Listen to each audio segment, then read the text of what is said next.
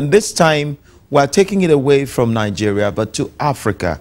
We're looking at foreign direct investment, which has come into Africa in the last decade. And we have someone who is joining Chichi and I to talk about this. They have done an extensive survey of African countries in terms of the foreign direct investment that has come into this country.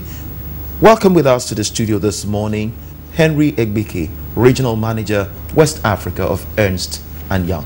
Good morning and Thank you very much. And thanks for joining us. Let me begin. Thank you. The outlook is on Africa, but then let's key in and zero in on their nation, Nigeria. But first, give us some details of the survey you just conducted. Yeah, thank you very much. What we did at Ernst & Young was to try and test the perception. You know, we tried to test the perception against the reality of foreign direct investment into Africa.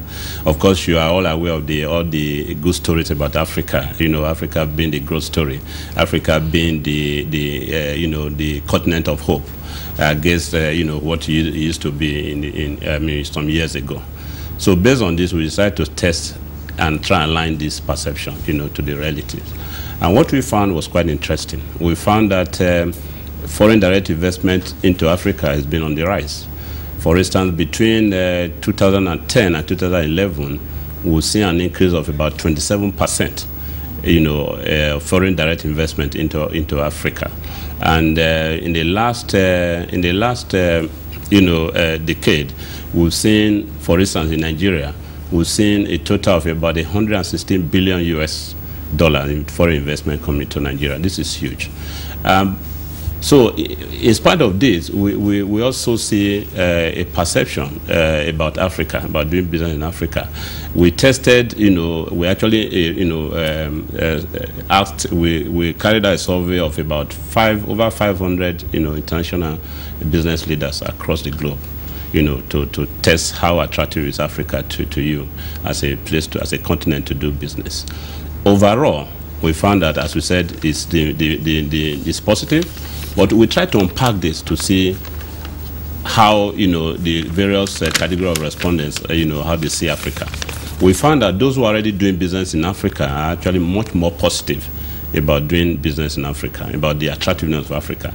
In fact, those business leaders who already have a business in Africa actually see Africa as the best place to do business at the moment, second to Asia. Right? And then for those who are not yet in Africa, they see Africa as a worst place, to do business. And we try to see what is driving this about perception. So their perception about Africa is still, when they look at Africa, they see Africa as a place, without political stability. They see political instability across Africa. They see issue of corruption. They see insecurity. Of course, Dr. Ekom was just talking about insecurity. Well, these are the challenges they see. They see the complex terrains. Of course, as you know, Africa is 54 countries compared to India and China. There's just one country, So it's much more difficult to navigate all the 54 countries in Africa. Complex, regulatory issues, legal issues, taxes, the tariffs. So it's a whole lot of challenges they see, and of course access to finance as well. So they see all these challenges, and that is why those who are not yet in Africa actually see Africa as a very negative place to do now, perception also affects FDI, but in spite of this perception, we still have remarkable success in that area. Let us look at the countries, the post-conflict countries in Africa. And especially, we're looking at Rwanda as a case study, a country that came out of the 1994 genocide and, has proven to be one of the most vibrant economies in Africa today. So what are the things that actually African leaders should be doing at this point to get out of their past, especially change the perception to attract more foreign investments, foreign direct investments? Thank you very much. But before I answer that question, we're talking about perception. And as I said, what we tried to do was to test the perception against the reality. In fact, if you talk about political instability, for instance, those business leaders who saw Africa as a very negative place to do business talked about political instability. But you will understand that is a perception issue, because we have made, as Africans, we have made tremendous progress in terms of political stability. In fact, if you look at the 1990s, for instance, in the 1990s, when you look across Africa, you see autocratic regimes, you see military regimes all across Africa. In fact, Polity4 is a project that, is trying to measure country regime trend over time. Saw Africa in 1990 as autocracies. In fact, the ranking is between -10 to +10. And in 1990, they actually ranked Africa as -6. But today, Africa is ranked as +2. And to just give you a context around it in terms of comparison, Africa today, as far as that, measurement is concerned, you always have 2 countries, categorized as autocracies in Africa: Eritrea and Swaziland. Okay, before right? Whereas if compared to Asia, for instance, you have 3 countries: China, Vietnam, and North Korea. So would you say that now that the perception has changed? We have made tremendous progress in that space. Even if you talk about corruption, of course, there are issues around corruption in Africa. Everywhere you look at in Africa, there is issue of corruption. The big elephant. In Nigeria, same thing.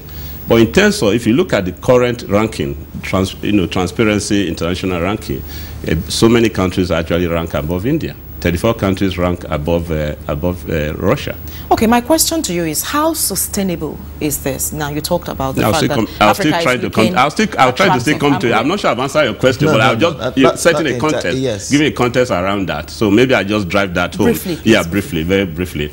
What Africans need to do, African governments need to deal with the challenges. If you talk about Rwanda, for instance, ease of doing business in Rwanda, it's easier to register a business in Rwanda. For instance, if you fly into Rwanda, you can get your visa at the point of entry.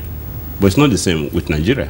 Many countries outside Africa, even African countries find it difficult. But there's a new weeks, whatever. These are issues. So we need to bring down the high walls. Where, the high walls needs to come down. The tariffs need to come down. You need to create a situation where there's free mobility of people, free mobility of goods and services. These are what we need to deal with the issue of corruption, because you need to strengthen the institutions. You need to deal with the issue of the turnaround time, for instance, to register a business, the turnaround time, if to even clear your goods at the port. Nigeria today, I was just reading, was it yesterday that they tried to bring the turnaround time for clearing goods in the port to about 5 days. It's still not good enough. So these are things that, governments need to do. You need to invest in infrastructure. Of course, just coming to your office this morning, that's a typical example, a very, typical example of the issue of infrastructure. So these are the issues that the government need to deal with, the leaders need to deal with. But it's not all about government. Even as private, the private sector need to participate. Okay, I was coming to the issue of sustainability, and there's the fact that yes, Africa looks good, Nigeria inclusive, which I would like to make my focus, because and then by extension to other African countries. But then how sustainable is this growth, especially when we are looking at the Eurozone crisis? We are not in isolation. Again, the economy of Nigeria is where that our market is where the recession is hitting. How do you see Nigeria navigating through all of this and sustaining the economy? Yeah, Nigeria is a typical African country, because if you look at all African countries, including Nigeria, we all rely, it's an economy that is driven by mono products in most cases. Nigeria is driven by oil and gas. Oil, crude sales account for about 80% of government revenue. It's not sustainable. We need to diversify the economy. We need to invest in other sectors of the economy: consumer, retail, manufacturing. We need to invest. We need to use the proceeds from oil and gas for crude sales to diversify, to invest in other non-oil sector to drive growth and create, because that will create more jobs. You are talking about the alignment between economic growth and prosperity for the people, because all the high GDP rates, growth rates that we'll be talking about over the years, how has that translated into prosperity for our people? Today, many Nigerians are still living below the poverty line, because there's no alignment. If you don't use the oil well to actually invest in other sectors that can generate jobs, it's about job creation. It's about redistributing the wealth of the nation. So, and it also is about dealing with corruption, because typically you would say that almost for every contract that's awarded in this country, you probably say the value that you get from it is less than 40–50%.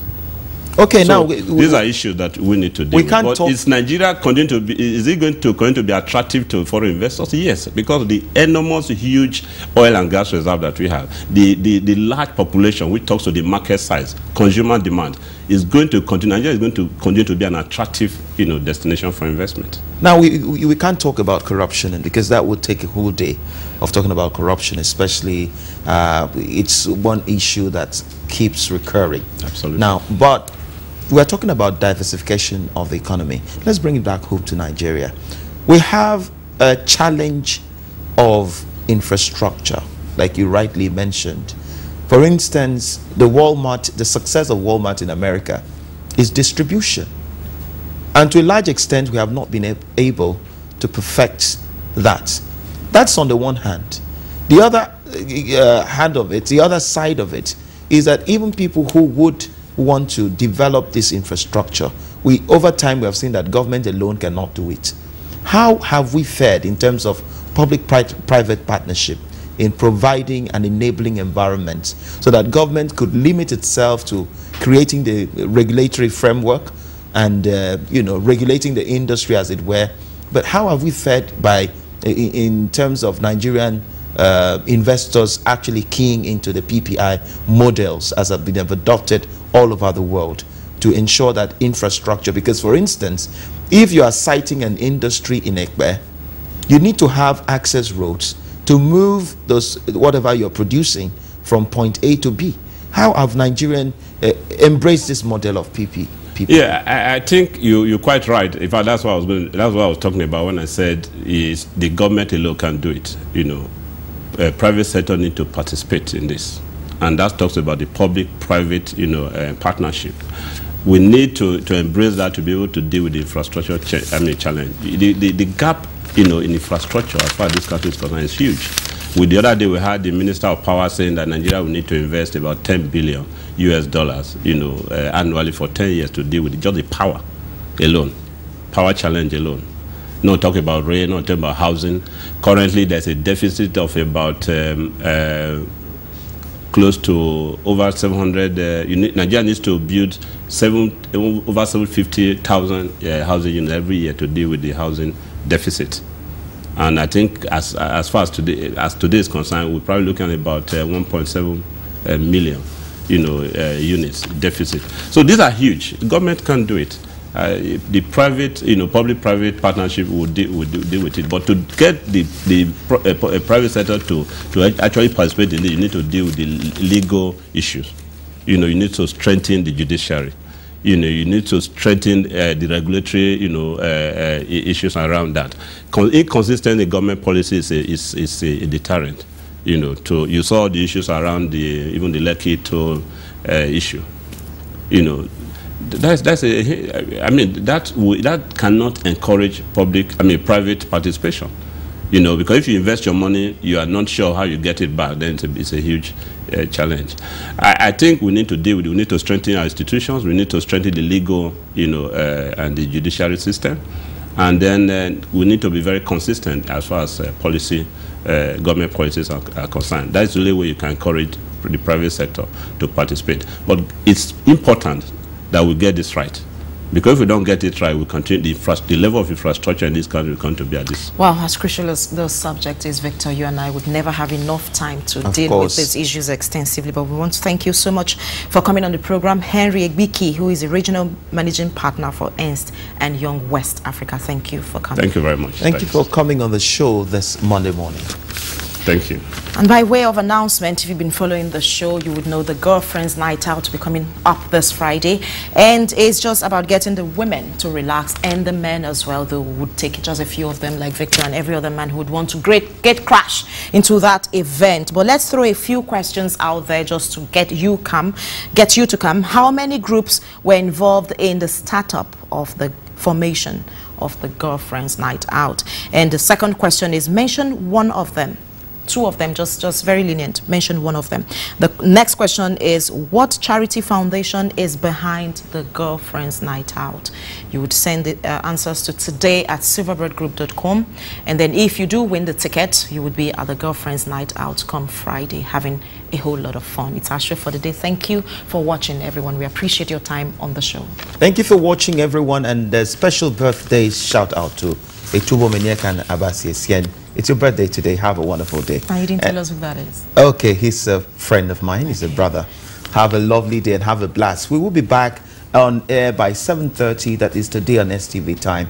Tomorrow bright and early. From Victoria Pepple, Chichi, and the rest of us. Bye-bye.